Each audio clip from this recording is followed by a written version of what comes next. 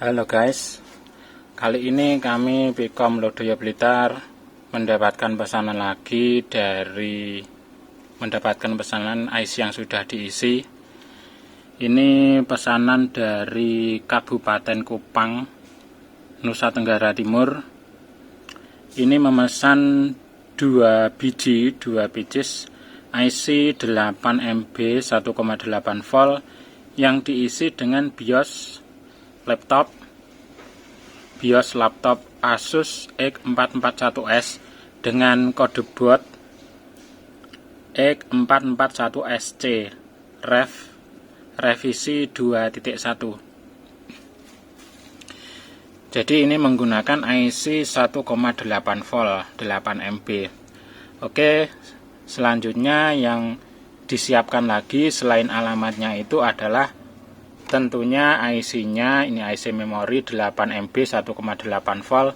Setelah itu disiapkan stepo. Setelah itu disiapkan lagi untuk alat flash programmernya. Di sini saya menggunakan RT809F serial ISP programmer. Dan tambahan satu lagi alatnya yaitu adapter sub 8 200 mil ini sebagai dudukan dari IC-nya. Oke, selanjutnya ini tadi untuk posisi pin 1 sudah saya kasih titik menggunakan stepo ini. Jadi ini tujuannya adalah untuk mempermudah pembeli untuk melihat di manakah letaknya posisinya untuk posisi pin 1. Oke, kita ambil satu IC-nya karena ini memesan dua IC. Ini saya siapkan 2 IC-nya. Ini pertama kita isi satu persatu. IC-nya dimasukkan, posisi pin 1 diletakkan pada posisinya. Oke, selanjutnya dibuka dulu untuk softwarenya dari RT809F.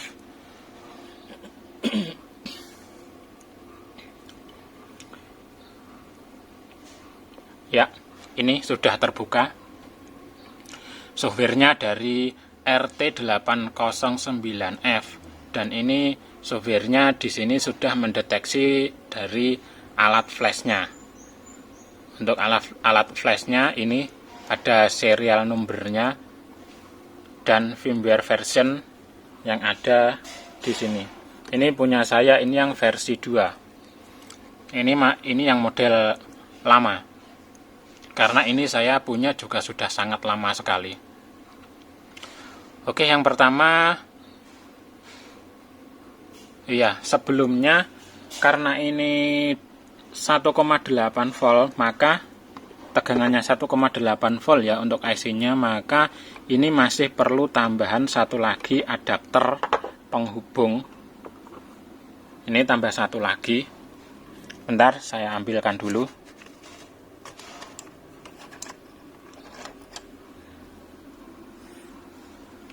Ya, seperti ini. Ini adapter 1,8 volt. Bila teman-teman membutuhkan adapter ini, adapter 1,8 volt dan adapter sub 8 200 mil, ini di Pikom Lodaya tersedia. Bisa diorder di toko Pikom Lodaya. Oke, ini selanjutnya ini saya pasang dulu. Untuk posisi pin 1 tetap kita letakkan pada posisi pin 1 dan tidak boleh terbalik. Setelah dimasukkan di sini di soket zip 8, di soket zip, di sini ada penguncinya, di sini dikencangkan penguncinya, dikunci. Setelah itu posisi pin 1 tetap diletakkan pada tempatnya posisi pin 1.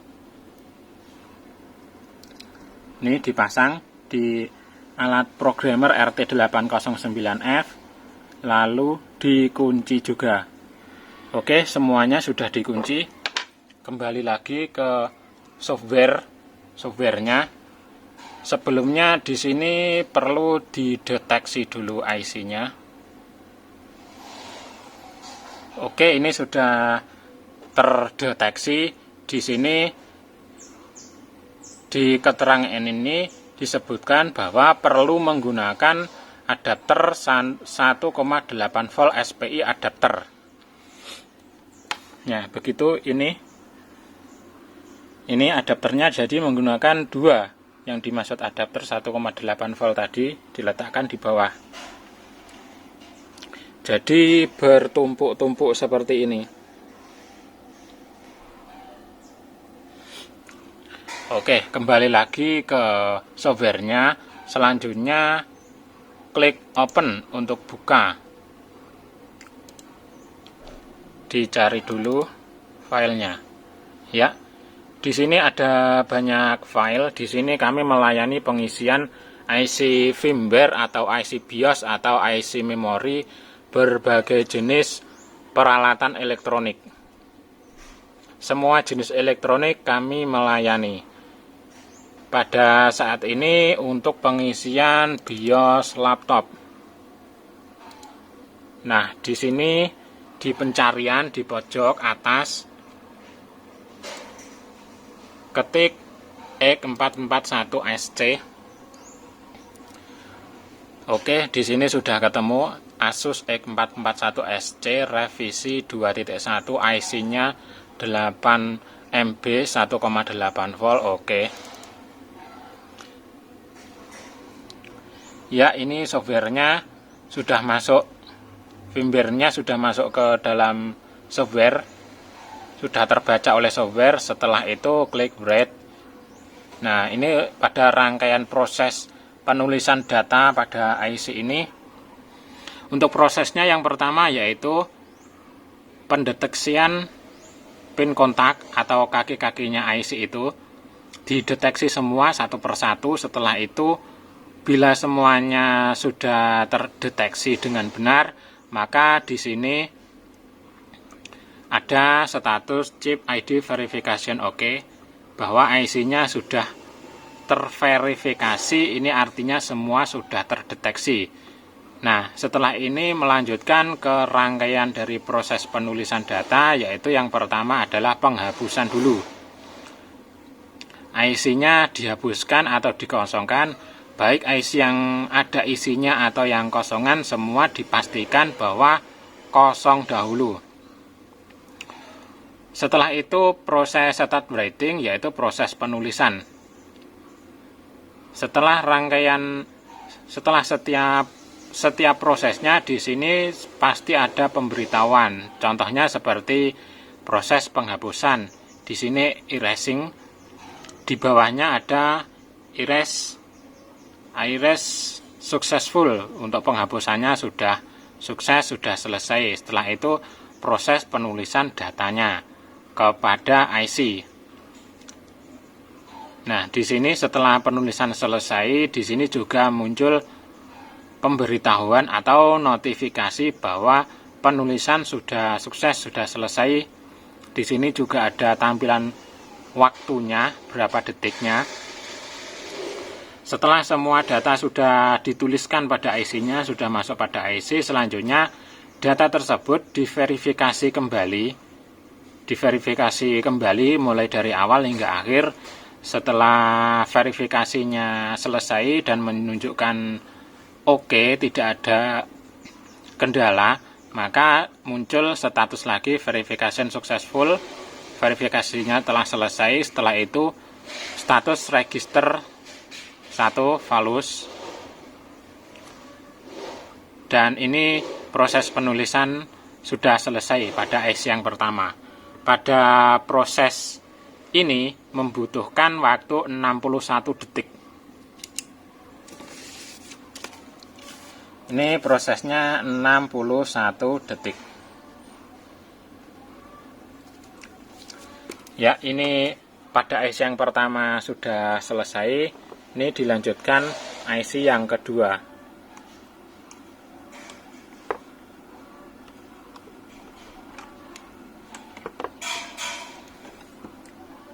Oke, sebentar, ini IC-nya saya lepas dulu.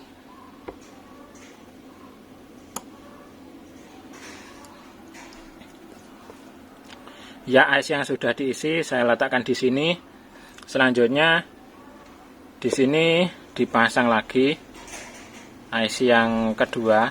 Karena ini isinya sama, maka ini untuk videonya saya jadikan satu. Oke, ini IC-nya sudah masuk. Ini tadi IC-nya saya pindah ke sini. IC-nya sudah masuk. Seperti proses awal tadi, diidentifikasi dulu. Oke, sudah terdeteksi. Setelah itu klik open. Ini IC, ini datanya tadi, firmware-nya. Klik 2 kali, masuk ke software, terbaca oleh software, lalu klik write. Nah, ini dia rangkaian prosesnya. Sama seperti tadi, hanya saja untuk waktunya biasanya terkadang berbeda. Untuk memori yang sama itu biasanya waktunya berbeda. Kalau untuk jenis file yang berbeda. Nah, pada saat ini filenya sama, kapasitas IC-nya juga sama. Ini nanti kita lihat apakah waktunya juga sama atau berbeda. Ini masih kita tunggu untuk pengisian IC-nya. Masih proses pengisian. Nanti kita lihat bersama-sama. Bisa dilihat dari waktunya apakah sama atau berbeda, sama atau tidak. Ya, ini sudah selesai. Untuk proses yang kedua ini membutuhkan waktu 64 detik.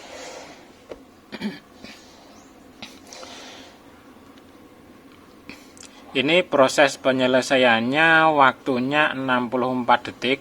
Untuk yang pertama tadi, yang atas, ini waktunya 61 detik. Jadi untuk IC kapasitas yang sama dan untuk data yang sama itu belum tentu sama persis. Jadi terkadang tergantung untuk waktu ini terkadang ini tergantung dari kondisi sistem atau aplikasi apa saja yang sedang berjalan di komputer. Terkadang juga tergantung kepada spek dari komputernya sendiri. Ya, ini IC-nya saya keluarkan dulu semuanya.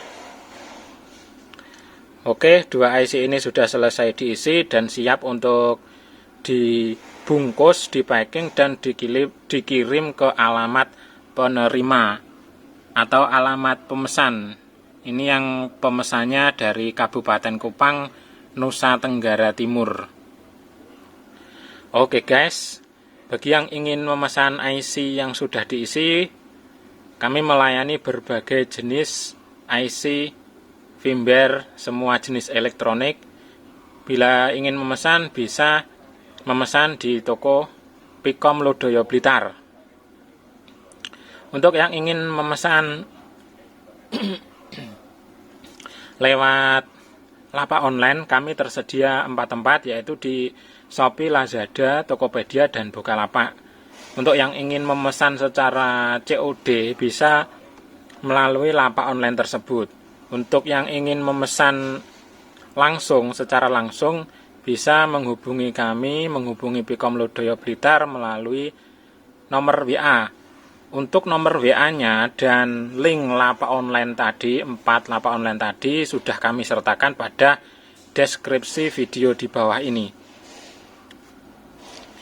Untuk yang ingin memesan, kami harapkan untuk kirim chat dulu, kirim inbox, silahkan bertanya dulu. Karena nanti kami juga membutuhkan tentang data, yaitu dari tipe modelnya. Misalnya laptop seperti ini, butuh tipe model laptopnya. Terus kalau untuk laptop saya pasti membutuhkan kode boot mainboardnya, ini untuk laptop. Dan selanjutnya di foto juga kami membutuhkan data untuk IC-nya, IC memorinya, IC BIOS-nya itu terlihat kodenya. Jadi nanti untuk data-data yang kami minta akan kami sesuaikan dengan data yang ada pada kami. Oke guys, yang suka dengan video ini jangan lupa klik like, klik suka, klik tanda jempolnya ke atas. Untuk yang belum subscribe guys, silahkan di subscribe dulu channel Pikom Lodaya Blitar. Dan aktifkan juga lonceng notifikasinya agar mendapatkan pemberitahuan video-video terbaru dari Pikom Lodaya Blitar. Oke guys, sekian, terima kasih. Thank you.